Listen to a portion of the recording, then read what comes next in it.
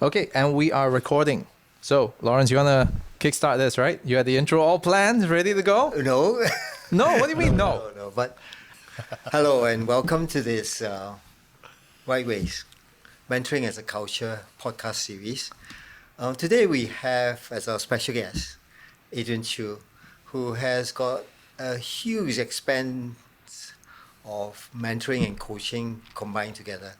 So I think it'll be very special today, and we'll be talking about embracing coaching within the mentoring process, and making it far better than normally would be for success and for opportunities and also possibilities. So let me start easily. Yes, Lawrence. The easy way is just ask you, what is the difference between mentoring and coaching? Mentoring and coaching. Well, on the surface, it looks similar, and we have a lot of confusion around it. I sometimes get confused as well, but I like to joke that, recently the Taste Atlas, I had this the number of the ranking of the best foods, right? And, roti canai came out on top and roti prata came out right at the bottom. and the question is, aren't they the same? So Depends who you ask, right? Yeah, depends on whether it's, once again, you're right. Depends on who you ask. Right. So if you see, if you talk to someone who's a coach, they'll say, oh, I'm a coach. If someone who's not maybe coaching trained or familiar with the term coach, they'll say, I've been a mentor. So sometimes it's interchangeable. My point of view is that a coach is someone who is more specialized and outcome driven. I would like to take a step back and not talk about coaching in terms of executive coaching or corporate coaching. So imagine you are like you do tennis, you run, you want to get better at your game. You engage a coach, and this person has the technical expertise, who has probably run before or has played tennis before, probably competitively, and so he knows how to get you the best strokes. He knows where to position your body, where's your center of mass, whatever it is, all the technical stuff. And he, because of his shared experience and because he's also been trained in teaching and passing down the techniques to the individual who's the coachee, that's where the transfer of training and transfer of learning comes from. So I like to look at coaching from that angle where it's someone who has the technical expertise and who's trained to transfer the technical expertise very specifically to an individual. Mentoring is more of a personal relationship with someone who may not be skilled in your particular area, but because he's been in the industry for a very long time. So for instance, if I was a headhunter, which I used to be, and if I wanted to get coached on how to be a more effective headhunter, I would probably look for someone who has very strong specific headhunting experience. Maybe a senior partner who can coach me on the very specifics of selection in terms of what sort of questions to ask, how to manage the senior clients. But if I wanted some career advice or I wanted to know what the bigger picture is, I wouldn't go to him per se. I would go to maybe an HR VP. Or maybe one of my clients might be a good mentor to me to explain to me. So a mentor is much longer term, whereas coaching is more specific, shorter term. Yeah. So a lot of experience, the mentor would be somebody who would be experienced, who has expertise in a specific area that you're looking at, getting ideas from. Yeah. And a coach would be very specific to an outcome maybe, and technical expertise. Yes. And once again, the term sometimes is interchangeable because you can have a mentor who's skilled at coaching.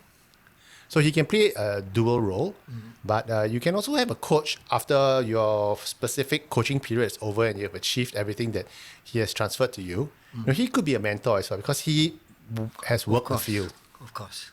Yeah. So it's interesting you should say that, because in your scope of work and the experiences that you have gained over the years, right, coaching and mentoring, right? Yeah. How do you deal with that? How do you work it so that you specifically are clear in your mind around coaching and mentoring? Because I feel, Adrian, you do a lot of mentoring, but you also, at specific times, you also do coaching. In fact, you're right. In fact, I don't look at myself as a coach. In fact, when people ask me what do, I don't say I'm a career coach. Because the term career coach has the connotations, and most of the time it's true, of someone who just wants to do your CV, do your LinkedIn profile, help you find a job. And when that happens, it's very limiting. The kind of coaching that I do is more about career strategy.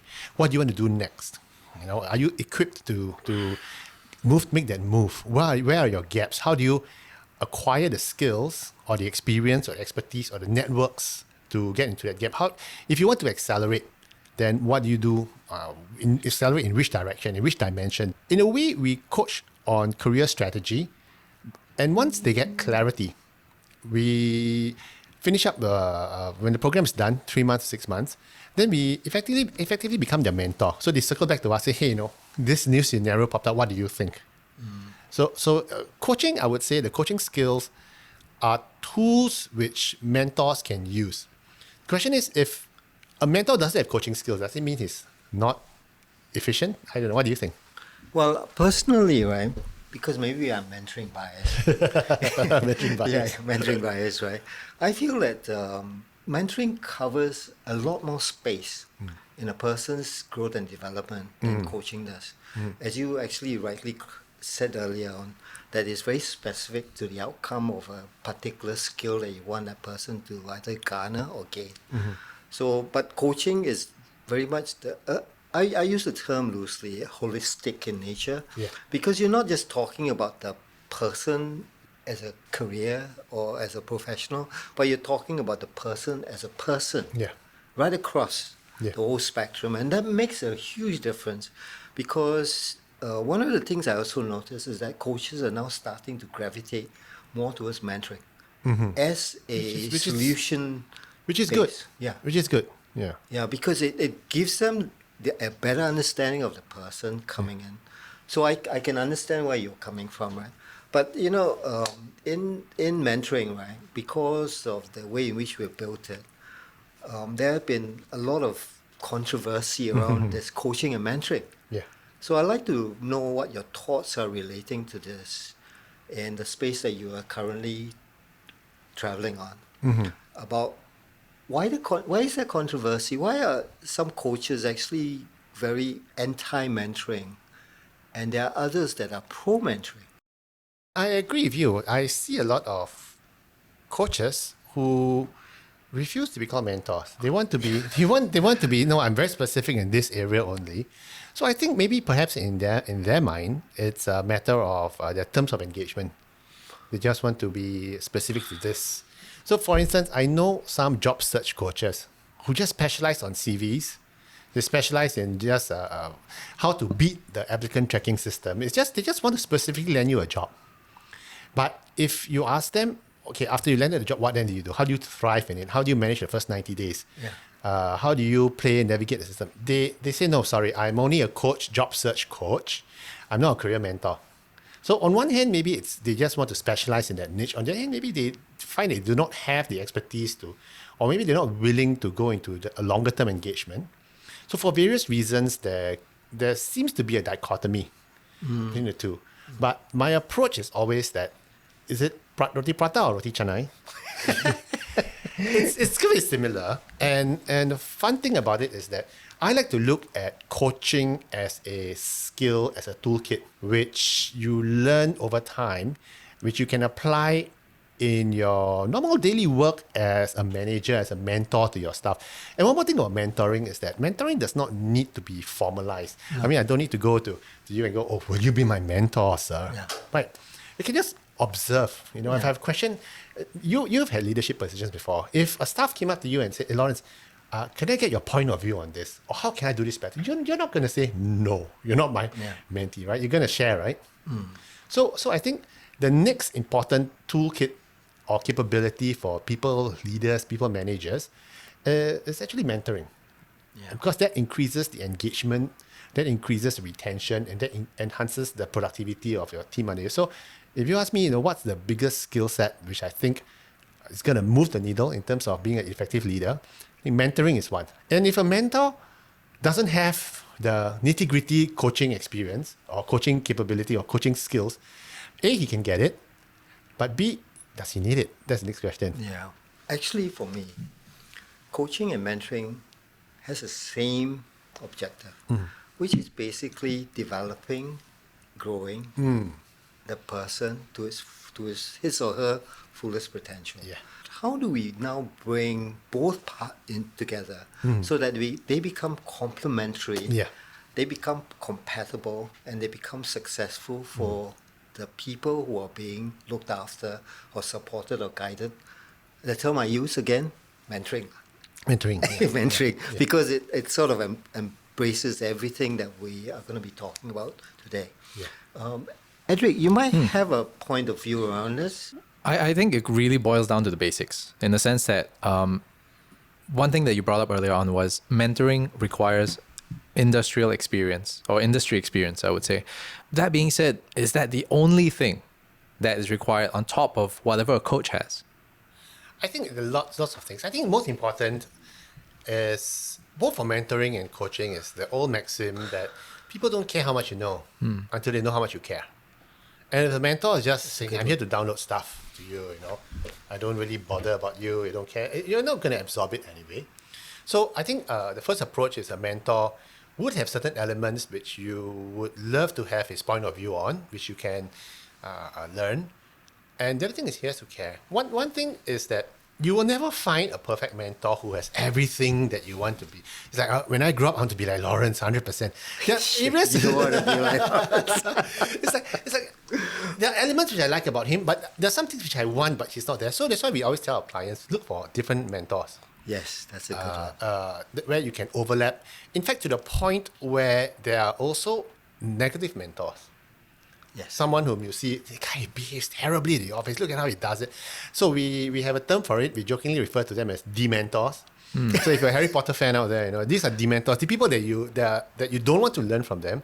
So the negative mentors, because ultimately it's all about learning. And sometimes, as I said earlier, you don't have to have a very specific mentor-mentee relationship. Sometimes just being in the same room, by osmosis, you can understand and learn. And then when you're not sure later, you can just pull and say, why did you say this particular word to that client rather than the other words which you normally use, for example. Or when you present, then you can ask your boss or your mentor, how do we do? I have mentors. Okay, one of my mentors is my CTO, who is 35, and he's doing all technology stuff. I'm still learning 35. technology. 35. Wow. I'm learning all technology stuff from him. So it doesn't mean that, and even my co-founder, Yen, she's also my mentor. We mentor each other on different things. Oh, yeah. So we cross-mentor, we learn. I still remember in my secondary school, I had a physics teacher. And in the old days, these physics teachers are very eccentric. So he always comes into class, he used to come into class and he used to say, knowledge, like energy, flows from a higher source to a lower source.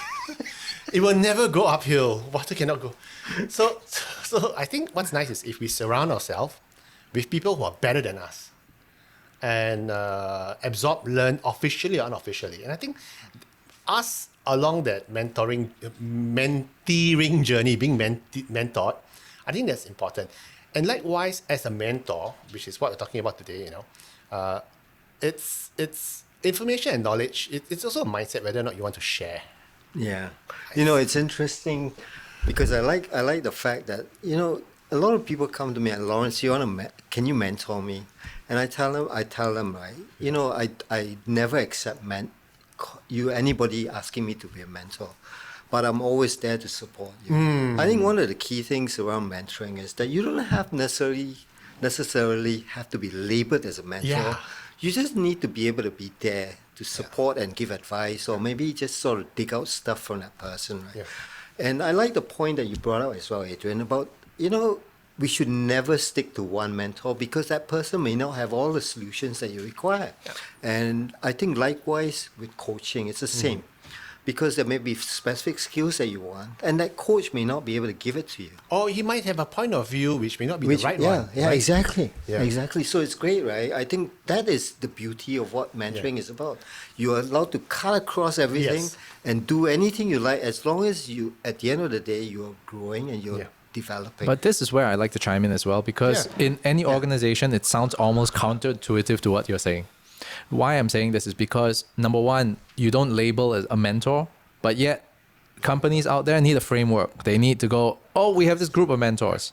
And if you need help, we have this group of coaches, whether it's sales coaches, marketing coaches, whatever kind of coaches. Yeah. So whatever that we're bringing up is still the best case scenario of what we want. But what needs to be done to bridge that gap between, again, the dream and the reality? Yeah. Because right now, what we're talking about is the dream, and the reality is that we need frameworks, we want this, we need things to be formalized, but yet we want to have that informal culture of seeking mentorship, seeking advice, seeking wisdom where we need to. In your experience of even in the headhunting side of things, right? Yeah. What needs to be that integral part to be kind of parachuted into a company to make it work? I like Jim Collins in his book From Good to Great. He yeah, has this no, chapter which is the tyranny of the or.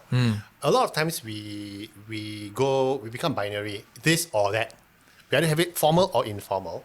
But they say instead of thinking It's or, a spectrum, what? think and. Yeah. Yeah. Okay. And so yes, there is the formal mentoring structure. So one of my clients, we designed a mentoring framework for them and everything. But the thing is how many mentees can a mentor manage, especially if it's very senior level, at 4 or 5 at the most, on an official level? I mean, it takes time, energy. So officially maybe 3 or 5 max, but he's still open because of his training and everything. He's still open to walk-ins. So you can have a system which is a bit of a hybrid, like what you said, a spectrum, where there's an official one where we can track it. But once I have that mentoring mentality, I'm okay to open my door, come in, like back when it's quite an old-fashioned concept actually. In the old days, I think one thing that's really missing in today's management context is the old approach to apprenticeship.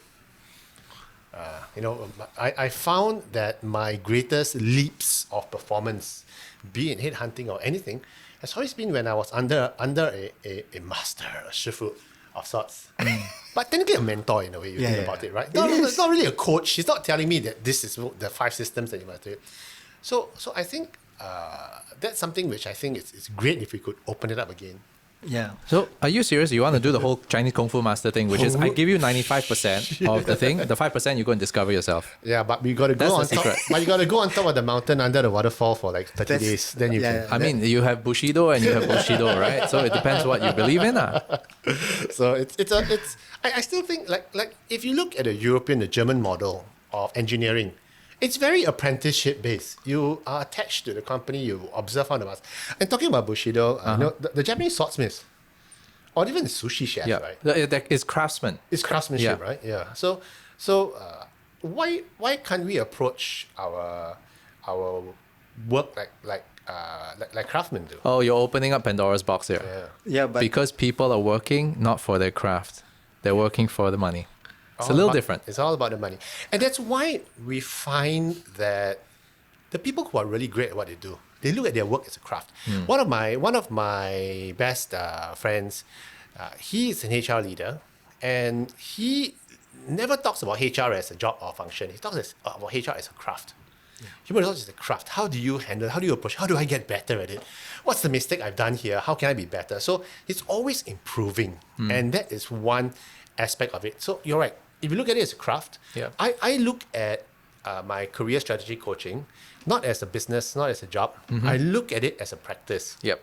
The same way a surgeon or psychiatrist or a lawyer would approach it. How do I serve best the needs of my client? How do I get better at this? Instead of having to have 6 sessions before we get this, how can we do it in 3 or 2? What are the better questions? So if you look at the work that you do as a craft, therefore you want to look up to a master craftsman to observe officially or unofficially, how do we do it? And if you are that master craftsman, maybe it's time for you to start having that mindset shift. That, hey, how can I spread this? yeah, you have this craft stuff, right? But I think a lot of it is also about your passion. A lot of it is about you, what you want to do, and how you want to offer it back to other people. But let me get back to mentoring again, right? Around the formal and informal. I think one of the key things that we sort of move towards, right, we forget often, is that people, when they take up mentoring, they are not given the skills and competencies to do it. We just assume that they are personally very good at looking after people. But when it comes to actual skills and competencies, it doesn't exist. And you're like flying on a run. Flying on a run. I don't think running on a fly. Whatever it was. Okay. You're just winging it. That's all. Winging it. That's it. You're Right. trying to use your own personality and sort of encroach it onto somebody else without knowing the fundamentals of what mentoring or coaching are. Right. Yeah. And do you think that it's also a core of it is because of there's a lack of awareness? Yes. And now I need to make a shameless plug because if you're listening to this right now, this really helps in terms of raising your awareness when it comes to mentoring. Okay, please carry on. Thank you. One of the key things that you're trying to do when you bring mentoring into any frame, right, or any place, right, is you're trying to create a culture where the values of the people that are involved are actually embraced. That's very important, and that's why mentoring in an organization, it's about change. It's about culture. It's about engagement. It's about connectivity. It's about collaboration. It's about communications. It really is, and we forget that often. And we need to formalize it first. Agreed. Because a lot of people come by, do mentoring as hoping that it'll do something good. Yeah. But a lot of the times also it can destroy people if you don't do it correctly. Yeah. And what happens also, people go in without the skills and competencies and expect miracles to happen. It will not happen. So the formality and the sustainability are key ingredients in it. Yeah. So how do you build sustainability? You formalize it a little bit. Yeah.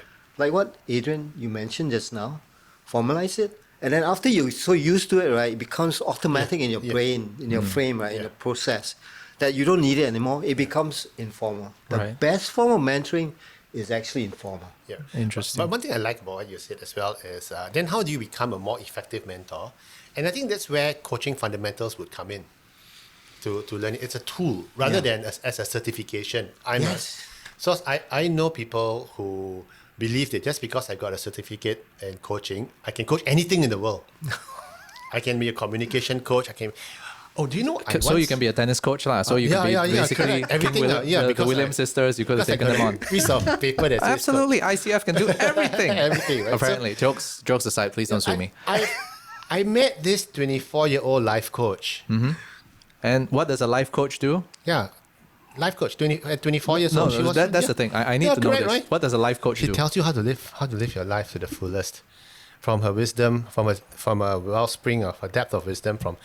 I've been working longer than she's been around, but to all each their own, because maybe she has some Gen Z strategies that could help. So I'm not saying she's not, but I'm saying everybody's a coach.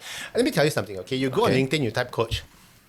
Okay. Yeah, you'll see like 4 million. Oh, a lot. And everyone's a coach. Half the time, okay. This we may have to cut out, but I'm being contentious here. But yes. Most of the time, I'm seeing when I search for coach, it's always a picture of themselves and some sort of motivational message. I don't understand why. Yeah. I don't know. You tell me when you find out. No, I'll tell you why. And you can decide whether you want to cut this out or not, okay? Not even having fun. How do you tell if someone's a successful coach? The person keeps doing it. I don't know, right? How do you? No, because if the person gave up, obviously, it's like it not exactly helping I'm people. going to be contentious and say he or she has an independent practice where people actually pay him money or her money, and for the past 3 to 5 years, yes. So commercially sustainable model. Yeah, for me, I believe that's so. Why? Because you put your money where your mouth is. If you're a really good coach, people are going to pay you money for it. Absolutely. And I think, and I'm being a bit cynical here because I see a lot of people who say they are a coach, but and I've clocked 400 hours of coaching, 800 hours of coaching, all unpaid. I can coach my kids, I can coach my children, I can coach my neighborhood, aunties, uncles. Yeah, and I just plug it in. But how much of it is actually paid? Yeah, I've had 1 million hours of breathing. I can teach you breathing. Walking. Yeah, Yeah, so that's why if you ask me what's the benchmark of a good coach is that, but I'm being unfair here also. Okay, because if you're in a corporate and you're not really ready to move out, But my point is, if you were to go out and start a practice, are you that good enough to do it? Yep. Yep. And that's where I suppose that's why a lot of people actually do require the certification to maybe adhere to a certain level or standard Yeah. of teaching and coachings, right? But then comes in the question of, do I have enough opportunity? Was this and that given to Yeah. me? It's a whole thing. And to be fair, that's how I started out as well. I started out free. But that's how they all start, business, right? yeah. You in ICF training, they always You do the yeah. one-to-ones Correct. and help each other out as part of the training. So on Yeah, and so correct. forth, I mean, right? we all got to start somewhere. Right. But ultimately, it's how consistent the person is. It's a lot of elements all thrown in. But but that's more on the commercial side of coaching I'm talking Right. about. But if you're a business leader and you do coach your staff, I think it's good that you get trained. Notice I did not say you get certified. Yep. You get trained, and you learn how to be a more effective communicator, how to be more effective listener, how to probe, what are the basic fundamentals of coaching. Yeah. I have an issue with certifications. Yeah. So I just want to. You didn't get any or what? Yeah, Just kidding. no, Just kidding. true. I'm not any ICF cert. Right. Okay, and I feel I don't have to because I spent the past 20 years coaching C-suite staff, C-suite leaders on their careers as I was doing my retained search headhunting business. Right. Yeah. So I would say it's that. But I'll tell you why I got a problem with certifications. It boils back down to what WSG right now, okay, the Workforce Singapore, Skills Future Singapore, a lot of people are attending courses. They're getting certificates. And they're saying, therefore, I'm a master. You get someone who wants to do a career switch. He quits his job. Maybe he's in supply chain. And he quits his job and he does, I want to get a UI UX certification because I heard someone tell me that user experience is a big burgeoning field.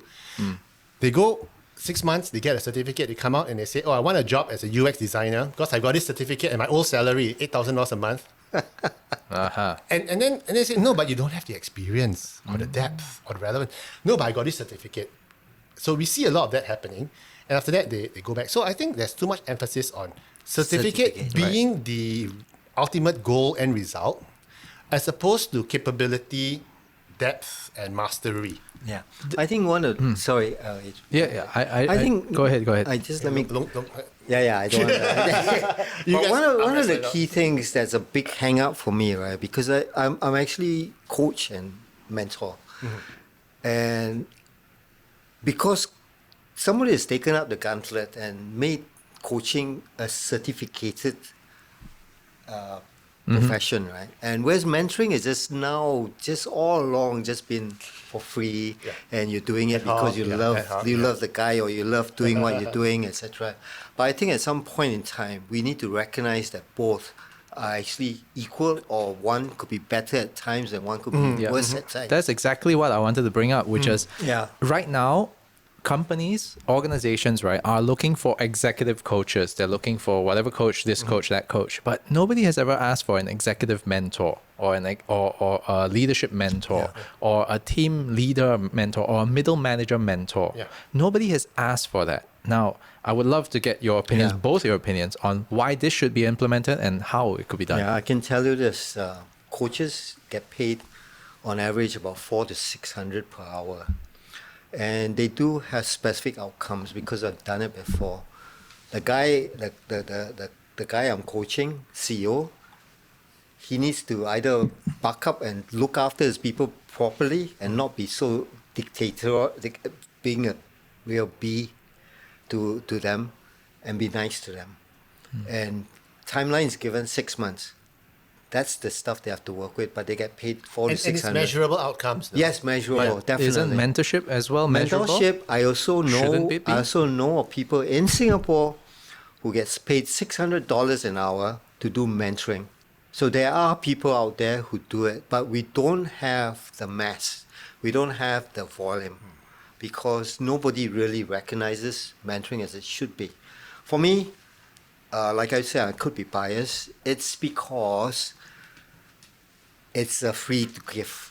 So And that is, it sort of brings it down to a different level. And, So- and the and- coaching fellas think that, you know, So my business model is that we provide career strategy coaching, which is on a level of career mentoring.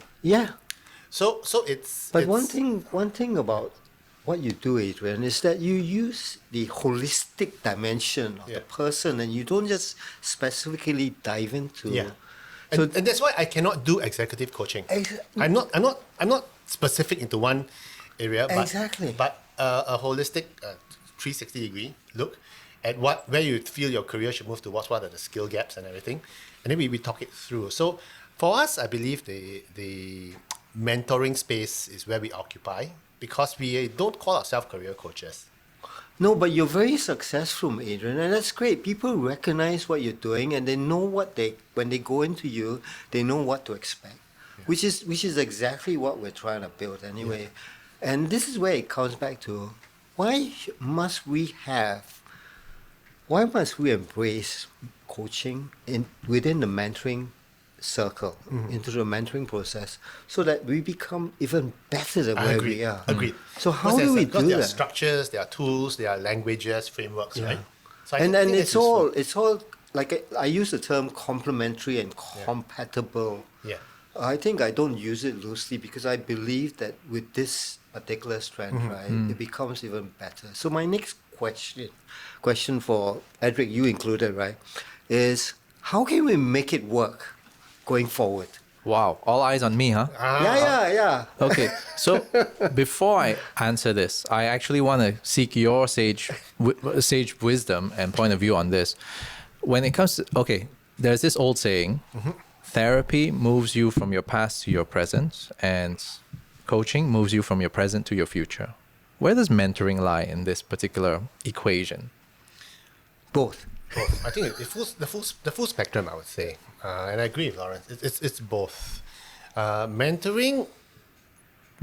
If you ask me what I do as a career mentor, my co-founder Yen and I, we believe that we provide clarity.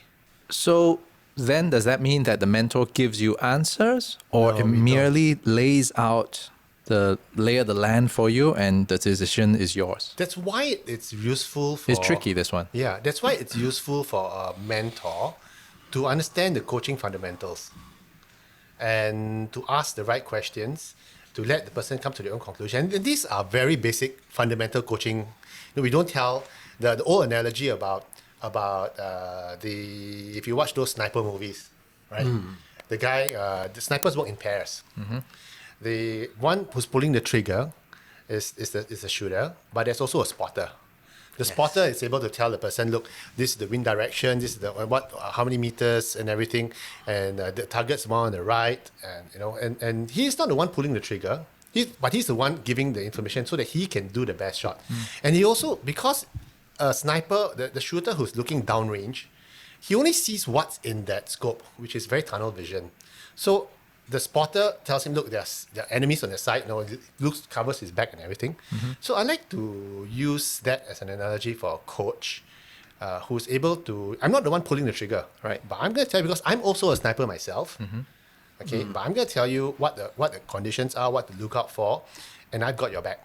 If ever you need help, I'll be there. So a mentor is similar to that, who's able to not tell you what to do, but to ask the right questions, point you in the right direction, and let you pull the trigger, and whether you hit or not. This gives me more information on how we could unpack the how it can be implemented into more companies.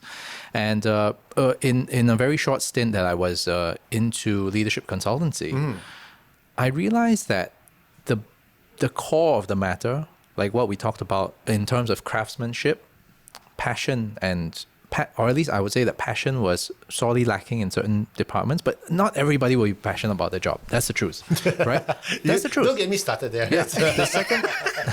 The second issue, right? Passion is overrated. It is. It's true. The second thing, right, is about the culture of trust. I mean, without that, right, as a fundamental piece, you can't put any kind of mentorship in there. Now, you can put coaching. Yeah. Why? Because the person who is being coached could take it and run, basically. Yeah. But mentorship, on the other hand, feels more relationship driven. And in a way, Asian guilt, it's like, hey, I mentored you, dude. It's like, all right, man, I can't leave. Okay, I got it. That kind of thing. So there's that. So that being said, right, I feel that coaching is tangible and it is a product. Yeah. But mentorship, on the other hand, is really about that trust and relationship. It's a relationship. And you can't build that in a company unless you have that fundamental core of trust within your company. So building that culture of trust is the number one thing before you can move forward with mentoring. Yeah, but even beyond the niceties of having a company build a culture of trust, it's also whether or not the individual is you can trust the individual, whether you trust your boss, you trust the person to be a mentor. So It's a two-way street. In my field, of career strategy coaching, we always say that your boss can be a career mentor, but do you trust? Do you trust what he's advising you? This is a big question. Why? Imagine if you're a sales director, okay, and your top salesman, boss, I want to resign because I really am not feeling the love. I'm not feeling this anymore, I've outgrown this product. And you know that if you let this person go, you're 50% out of pocket already from the sales figures, who's going to get it? But deep down inside, you look at the person and you go like, yeah, but he is right. But now maybe another 2 more quarters I'll hold him on. So sometimes there is a conflict of interest. And how then you address that? That's why sometimes what we always say, but mine is specific to career strategy coaching only. Okay, it's not executive presence, a different story. That's why a lot of times our clients approach us outside from their organization, outside from using their own budget, their own means and resources to pay us for that kind of unbiased advice. So it's, Adrian, for you, right? You are a mentor and a coach together. You're combined, and it's easy enough to do that process because it's left brain, right brain, center brain, up brain, all over the place. But he's one person. So imagine in organizations, the ones that I've been in, right, where you have a coach and a mentor doing looking after one person. That's when, how do you complement it and make it compatible so that they don't run in? Somebody is telling you how to do the performance, the guy gets involved in that, and then the other guy comes in, tells you another way, and you get confused.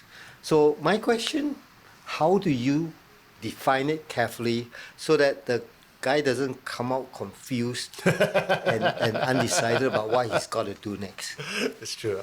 So so that's director and you, right? And you, right? How do we do that? How do we make it work so it becomes even more effective? And for me, it's, okay, I can only speak to career strategy consulting, okay, because I'm not a leadership consultant. That's right? good So enough. So you and Yen, right? Yeah. If you're looking after, say, just by chance, like you're both looking after the person. Of course, I don't think it No, does we do. You do? In fact, the beauty of our business model is that our clients get 2 coaches. Great. So they get 2 different points of view. Sometimes we agree. 2 coaches or 2. When you talk career strategic career coaches, right? Yeah. You're talking about both being coach and mentor, right? Yes, a mentor okay. coach. But our clients come to us, they get 2 coaches. They get Adrian and they get Yen. Okay. We agree 65-70% of the time. We disagree 30% of the time. That's where the value add comes in, because then you have 2 different perspectives. And they are free to choose which one. So it's about perspectives then. Yes, because ultimately you don't want to have groupthink. If you have 2 coaches who are similar, then what's the point of having a second one? We have our disagreements, and we articulate a disagreement, because a lot of times it's 2 versions of the truth, right? So it's both true.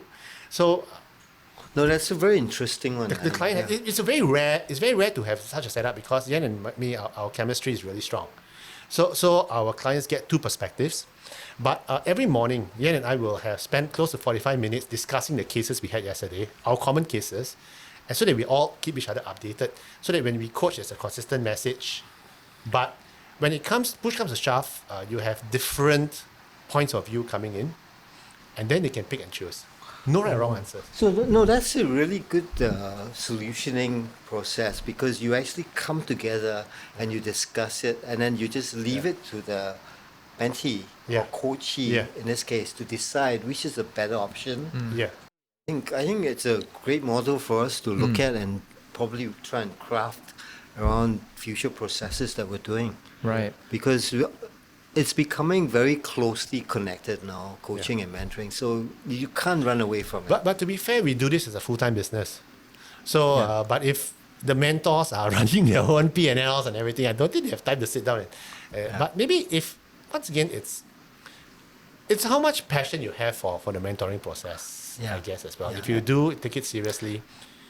I do know some business leaders who do KPI themselves and on how well they can groom the next. Wow, that's very accountable. Super accountable. that's really Awesome. good. Hey, tell me something, right, that you wish more mentors knew and more mentees knew, right, before getting into this relationship. I'll talk about the mentees first. Okay. They're not going to get answers. No. Yeah, they're not going to get answers. I think a lot of times people approach I'm going to get all the answers out on the table for me. No. I have a mentor of mine, Aussie guy, fun guy. He was in Singapore for 18 years.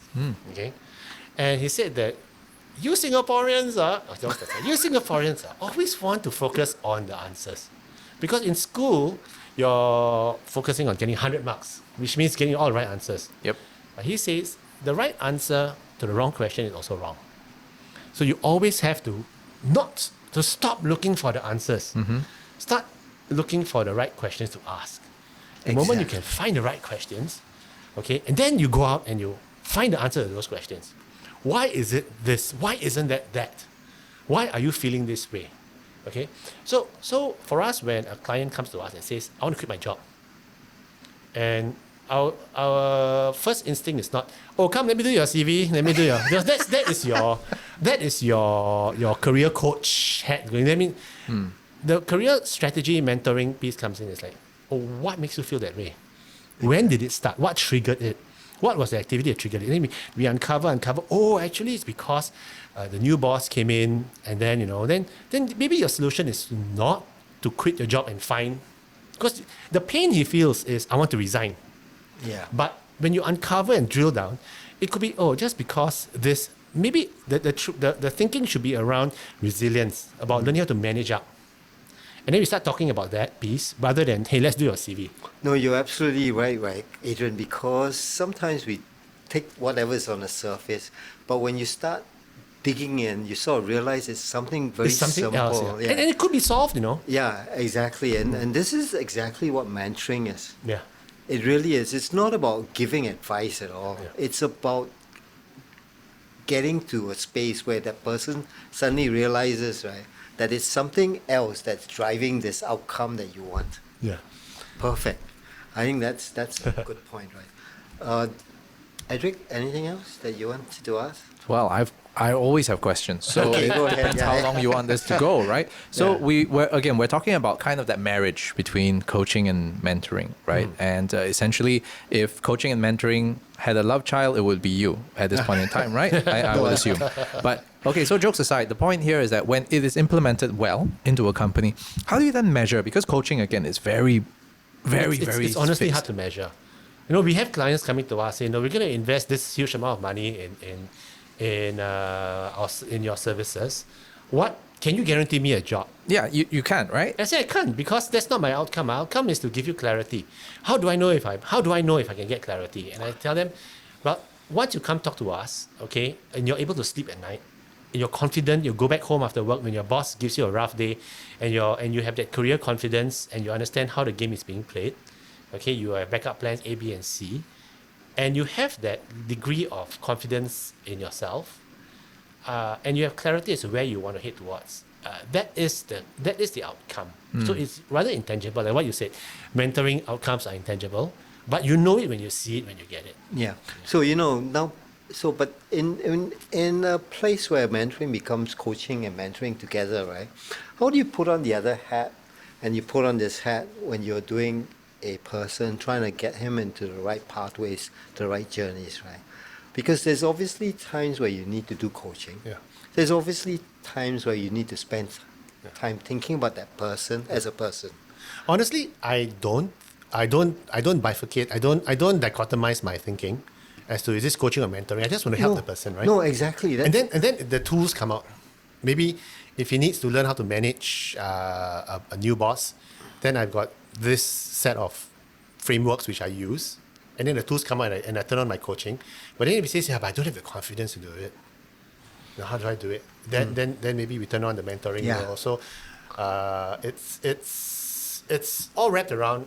It's all wrapped around. That's why it's difficult, like what you said earlier, to distinguish the two, because it's Yeah, but that's the beauty of coaching and mentoring being in one person. exactly. Right? Rather than I'm just a coach. Sorry, that's not my department. I can't handle you. No, but it's great. I mean, exactly the point that we're trying to talk about right now. Coaching and mentoring actually belongs together. Yeah. You want to be able to tell and spread this message out to more corporates. They need to take on this program. Yeah. So what is the thing that makes it from a good to have to a must have? And how do you then convince that because we have intangibles, we can't measure it, and how is that applicable to my business?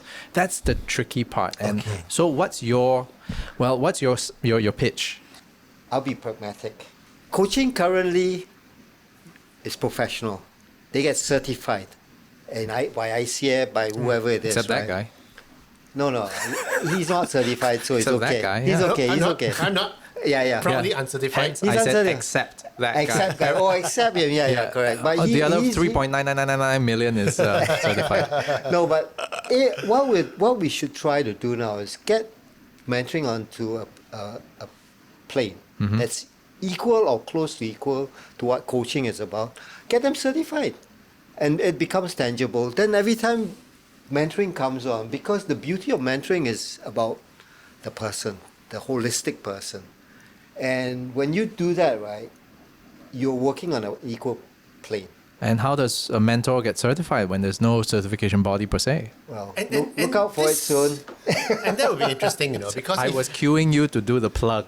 Like Oh, you do, just Yes, look out do the for plug. it Look for it soon. soon. Because we're going to be doing it soon. And Yeah. we're looking at some academic universities to actually work with us as partners to certify mentors, because I think it's about time. I agree. I feel that we are doing a lot of voluntary work, and I feel strongly that this work needs to be recognized by organizations, by people, by professionals, basically. Agreed. Absolutely agreed. And I would say that sometimes I do feel, rightly or wrongly, that mentoring is analogous to counseling sometimes even. In certain angles, there's certain mild overlaps where you're listening and you're giving advice. And I think the biggest overlap is that they both come from a place where you care, you want the best for the person you're talking to. Yeah, and one of the things that we mustn't lose sight of either, even though you get certified and you get to be paid, right? We mustn't lose the passion and the beauty of what mentoring really stands for. Is to get out there and to help people become better. Yeah.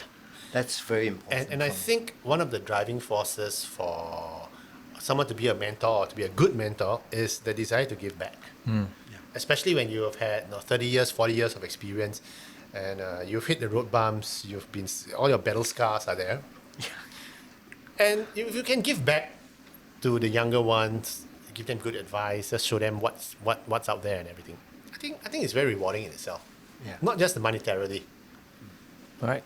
Well, on that note, I suppose this is a great way to just close out the podcast. I would love to have Adrian give some good, solid, holy advice around how we can take this to the Sorry, next holy advice? Wholesome. level. Wholesome. This is Wholesome holistic- advice. holistic. Gosh, this is a Holistic, holy yeah. advice. You're going to the wrong No, guy. no. Holistic advice You're around. missing a collar, dude. Like, I'm the last one to give Yeah. holy advice. But I think, to be a good mentor, once again, your heart needs to be in the right place. In the sense that if you really want the other person to do better, and mentoring, like what you correctly pointed out, Lawrence, it's about a longer term relationship. You can't just be I'm your mentor for this week. But I think it's a longer term. I believe that in the mentoring process, what's more important, the mentor or the mentee? I think the mentee is more important Yes. for us, because we need to ask the right questions, we need to approach the right person, especially if the mentoring outcome that I as a mentee want to receive, want to achieve, is a particular knowledge in a particular space or advice, then I need to, even the mentor selection, it becomes an art in itself.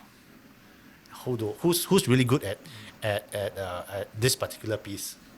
Oh, so and so, or so and so. Then how do I approach? How do I get? And then how do I continue to foster the relationship? Because you cannot expect the mentor to come and reach out to you all the time, right? Yeah. How do you proactively manage the mentor? So it's a give and take situation. So I think it's what's equally important. It's not just for us to be good mentors, but even if you're a mentor, you reach out to someone and get advice from them. It requires a strategy. It requires effort, and I think it's part of our growth journey. Yeah. And one of the things I want to add on to what Adrian has said, right? Don't worry about just being a mentor, because you're actually a coach as well when you do mentoring.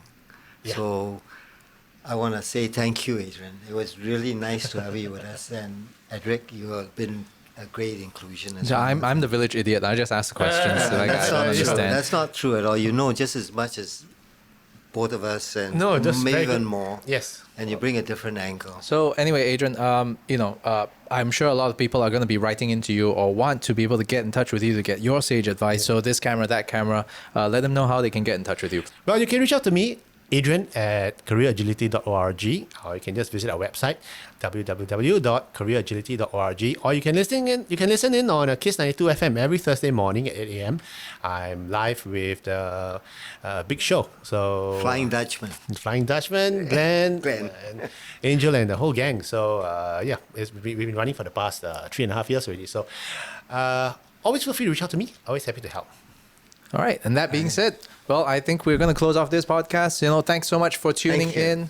We're going to see you in the next episode of the podcast. Yeah, Peace out. bye. Bye, everyone.